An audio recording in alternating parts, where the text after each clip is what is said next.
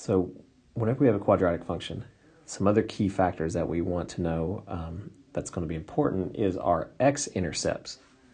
So when we solve quadratic equations, what we're doing is we are looking for x-intercepts, which we are going to call zeros of the function, or roots. So we're looking at where does the quadratic equation cross the x-axis. So we need to think about potential outcomes. So potential outcomes is we could have, if we got a graph that looks like this, we have two solutions. So we have that situation. So if we have a parabola that intersects twice, two solutions. Another option would be one solution. So we had one solution if the vertex, if I can make that actually work the way I want it to. So if one solution, if the vertex is just resting on the x-axis, that should be touching. So that right there, if it's touching, we have one solution. Then our last option is no solutions, and that's where we have no intersection points. Now, I think it's important to identify, before you even start solving, how many solutions you can have. And that is found by using the discriminant.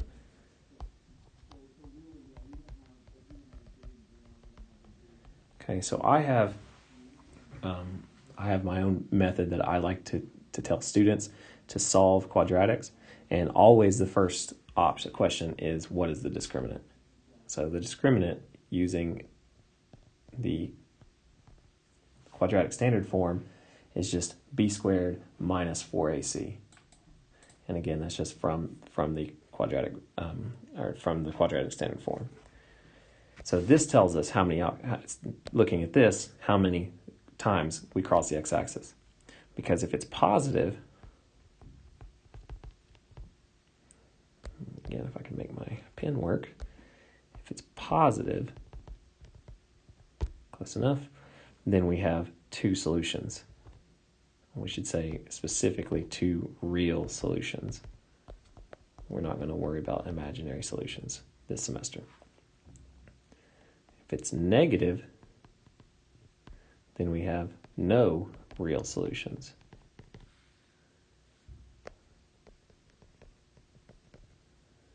Then if it's 0,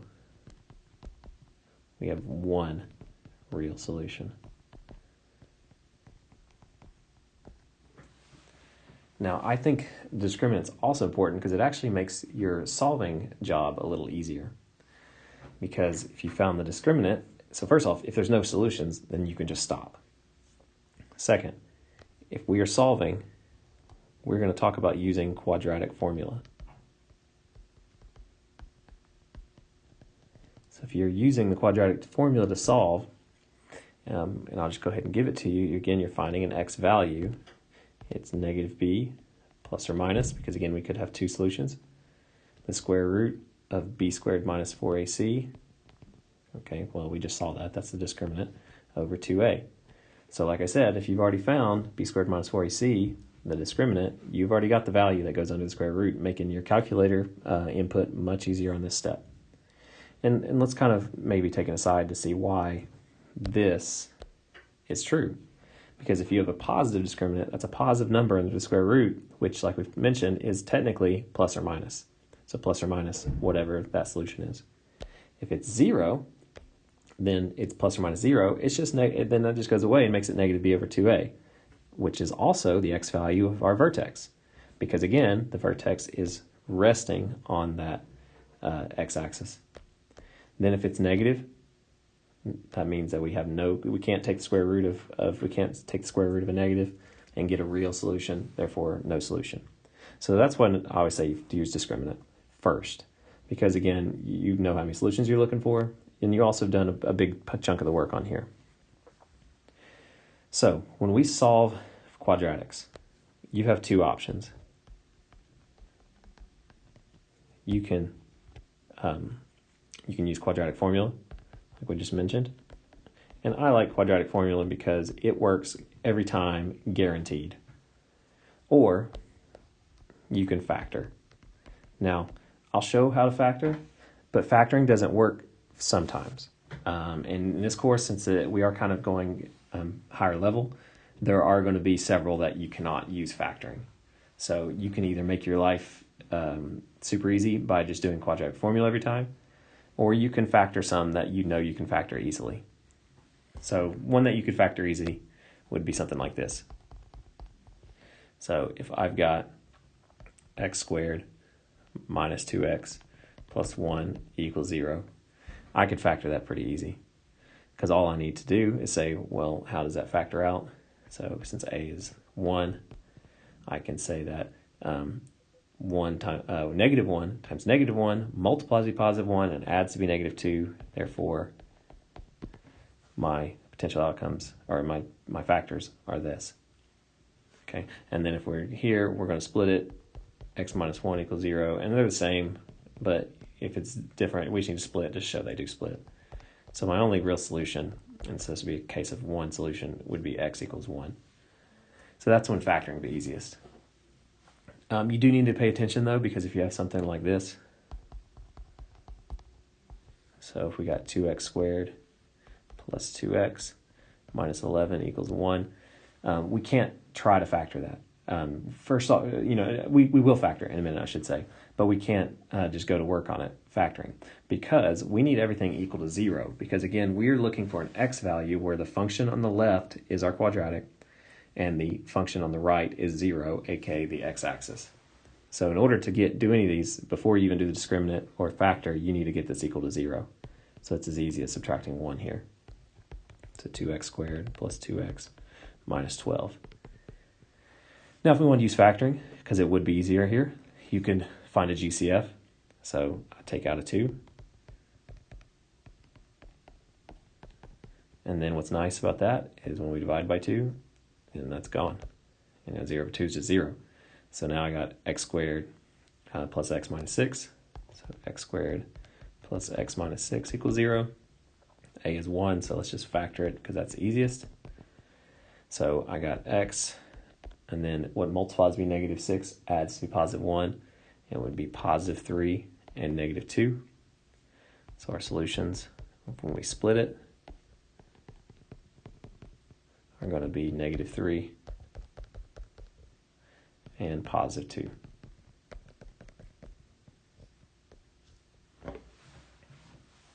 All right, so let's do one that we won't use factoring for. So if I've got 3x squared minus 6x plus 2 equals 0, so I can't do a GCF. And I'm thinking, okay, well, there might be a way I can use AC method to factor this, but instead of just taking the time, I would just honestly probably go straight to quadratic formula because it's going to be quicker in most cases. So make sure it's equal to 0. It is. Let's just identify what A, B, and C is. So A is 3, B is negative 6, C is 2. So first thing I'm always going to find, discriminant. Okay, so again, discriminant's b squared minus 4ac. So I got negative 6 squared minus 4 times 3 times 2. So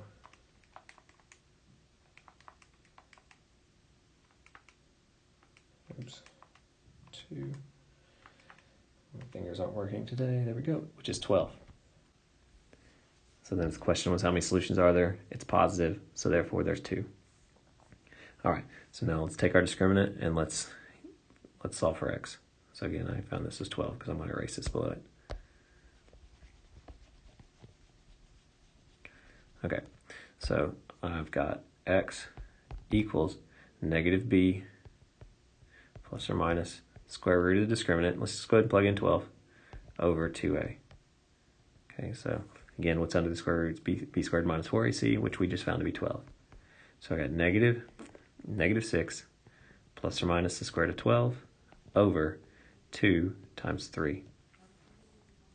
So this reduces to positive 6 plus or minus square root of 12 over 6.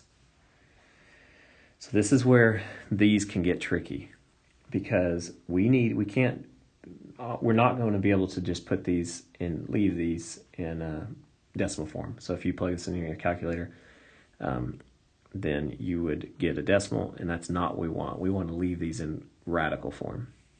So we need to be able to reduce this and using a radical. So first things first, let's see if we can reduce this down. Let's reduce this radical. So let's look at square root of 12. I don't know what the square root of 12 is, but I know that for sure I can reduce it like we did in a previous section. So I've got square root of 12 that I am reducing to 4 times 3, which again reduces to 2 square root of 3.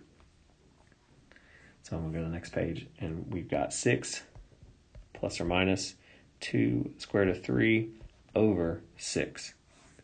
So now our next step is we need to have 6 go with both of our parts of this expression.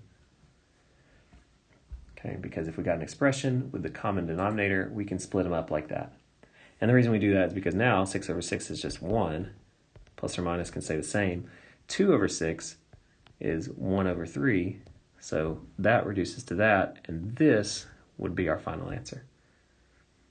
So again, this right here, I'm just looking at 2 over 6 is 1 over 3, so that's how that would reduce. And again, this would be our final answer. And if we wanted to split it into 2, we can have 1 plus square root of 3 over 3 and 1 minus square root of 3 over 3. So this would be our 2 answers, because again, we said there's 2 answers. So that's our 2 answers. And I don't want it in decimal form. I want the radical like this. So the hardest part about this is just understanding how to reduce the radicals and to make sure everything is reduced all the way. So let's look at another one. This is example 4. So 4x squared plus 15 over 4 equals 8x. Now again, we need this equal to 0. So first thing I'm going to do is subtract 8x over so I can put it with the other two guys. So I got 4x squared minus 8x plus 15 over 4. That's a 5. 15 over 4 equals 0. Now, I'm probably not going to be able to factor that. So first thing I'm going to go for is to discriminate.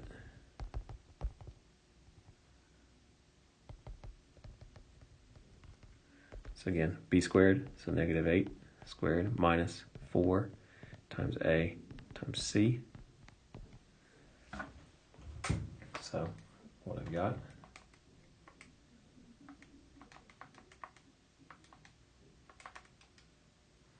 is 4. And that's nice because now we're not going to have a radical answer because I know the square root of 4. All right, so just go ahead and put this up here. So the discriminant was equal to 4. Disk equal to 4 discriminant. So again, that's nice because the last one we had to do all that work. This one, we will get a nice round answer. So we actually could have probably factored, but whatever. So x is negative b plus or minus square root of 4 over 2a. Use substitution. Negative 8 plus or minus. Now again, we know square root of 4 is just 2. So there we go. Over 2 times 4. So positive 8 plus or minus 2 over 8. So our solutions are x plus 2. So let's go ahead and split it. So x plus 2 over 8. So 8 plus 2 over 8. And 8 minus 2 over 8. Let's go back and look at this, make sure I get everything organized. So again, plus or minus is implied by the square root because we know square root of 4 is plus positive 2 or negative 2. So that's where that comes from. And then 8 plus, so then we have our two answers, 8 plus 2 or 10 over 8. And then we have 8 minus 2 or 6 over 8. And again, we want to leave this as reduced fractions. So we got 5 over 4 and we got 3 over 4. Let's do one more. I think this is 5. I always lose count. So negative 3 x squared minus 4x plus 3. So this one's nicely organized for us. So what I'm going to do is, again, I'm too lazy to try to factor this, so I'm going to do discriminant, because I know that's going to work every time. So I got negative b, so negative 4 squared minus 4 times a times c.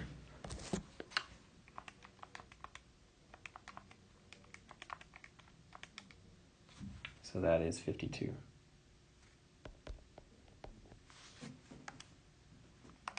Now, I don't know the square root of 52, so we're probably going to have a radical here at the end. All right, so x equals, I got b squared, or excuse me, negative b, my bad.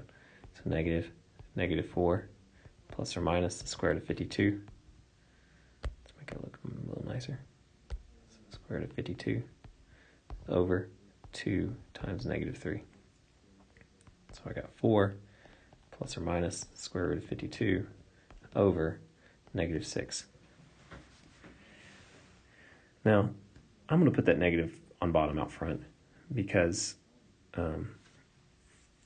it's just going to make things cleaner. Because if you divide anything by negative, the whole thing becomes negative. So I got negative 4 plus or minus square root of 52 over 6. Again, if you divide anything by negative, that negative can go out front because it's going to be negative. All right, so let's see if we can reduce square root of 52 before we go to the next page. So I think, what are some factors of 52 that I know the square root of? So maybe try 4. Okay, yeah, there we go. So square root of 4 times 13, which is prime, so I know that's good. So I got 2 square root of 13. So I'm going to replace that, and I got negative 4, or so negative 4 plus or minus 2 square root of 13 over 6. So now I need to do like I did on the previous problem, is I need to put that 6 with 4 and then that. So let's leave this negative out front. And I'm going to put this in parentheses to show the whole thing's negative, but for now, let's just do this. So 4 plus or minus 2 square root of 13 over 6. So 4 over 6 reduces to 2 over 3. So again, negative 2 over 3 plus or minus 2 over 6 reduced to 1 over 3. So square root of 13 over 3. And since they have the common denominator still, we can bring them back together because we just want one nice clean answer. So negative 2 plus or minus square root of 13 over 3 would be our final answer. And again, we could split that to negative 2 plus square root of 13 over 3 and negative 2 minus square root of 13 over 3. But we'll just leave it plus or minus for now because it's a little cleaner.